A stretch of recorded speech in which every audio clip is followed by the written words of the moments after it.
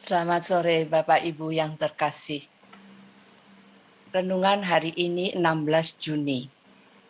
Saya mengambil dari Injil Matius bab 11 ayat 28. Marilah kepadaku semua yang letih lesu dan berbeban berat.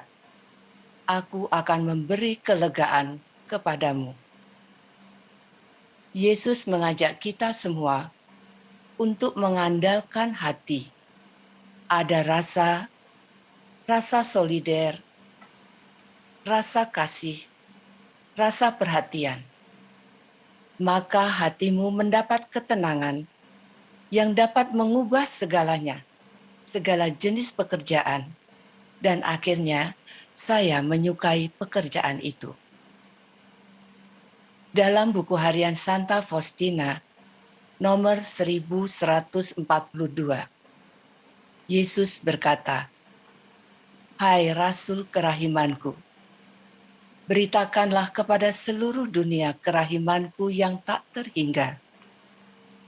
Jangan berkecil hati karena kesulitan-kesulitan yang engkau hadapi dalam memberitakan kerahimanku."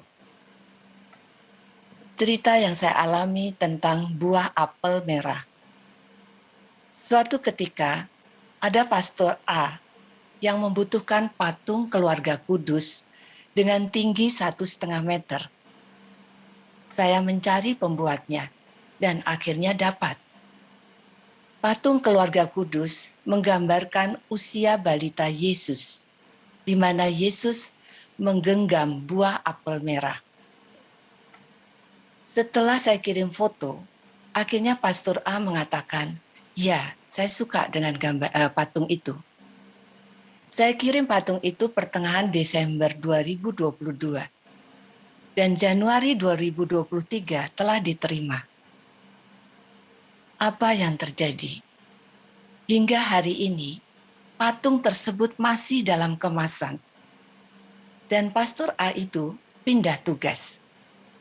Yang menggantikannya Pastor B tidak menginginkan patung keluarga kudus tersebut dengan alasan tidak sesuai dengan cerita dalam agama Katolik. Saya sedih so pasti. Kecewa banget iya. Bisanya hanya curhat kepada Yesus sambil meneteskan air mata. Saya mengenal seorang pastor Z yang berhati mulia. Saya tawarkan kepada beliau dan beliau menerima, tapi akan diambil saat nanti tugas paroki berakhir dan dia pindah ke paroki yang baru. Tapi 2 hari yang lalu, Pastor B itu masih saja WA saya. "Kapan Bu patung itu diambil?" Seolah Pastor B itu ingin cepat menyingkirkannya. Patung tersebut yang selama ini ada di gudang, memang mengganggunya. Hati Yesus yang Maha Kudus, yang menghibur dan menguatkan saya.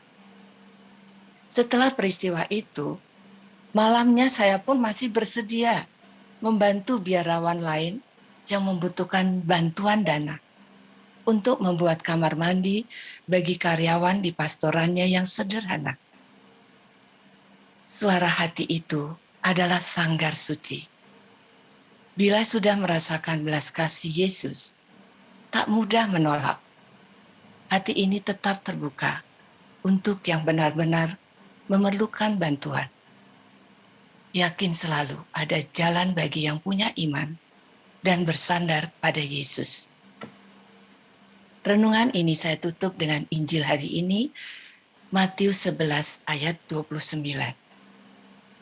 "Pikulah kuk yang kupasang, dan belajarlah padaku, karena aku lemah lembut dan rendah hati, dan jiwamu akan mendapat ketenangan."